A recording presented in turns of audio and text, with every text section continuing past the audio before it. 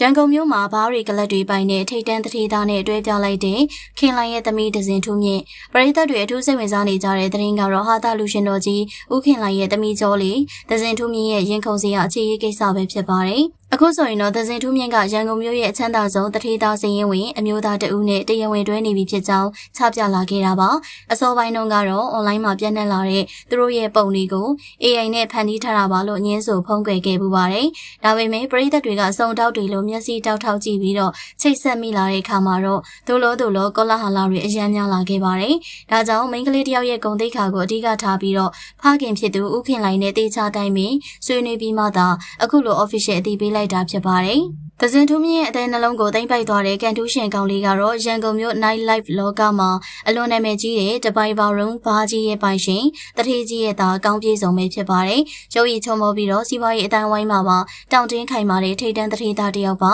။ဒဇင်ထူးမြင့်ကိုယ်တိုင်ကလည်းယူပဗေဒဘာသာရဲ့နဲ့ဘွဲရထားတဲ့ပညာတတ်တစ်ယောက်ဖြစ်တယ်လို့ကိုပိုင်ဝင်ငွေရှာနိုင်တဲ့ထက်မြက်သူဖြစ်လို့သူတို့နှစ်ယောက်ကရုပ်ရည်ပညာဥစ္စာဘက်ဆောင်ကနေတိတ်ကိုလိုက်ဖက်ညီလွန်ပါတယ်။နှစ်ဖက်မိဘတွေကလည်းသဘောတူကြည်ပြထားကြတဲ့ဒီစုံတွဲလေးရဲ့အခြေအနေပေါ်မှာပရိသတ်တို့ကရောဘယ်လိုမြင်လဲဆိုတာမှတ်ချက်ပေးခဲ့ပါအောင်ရှင်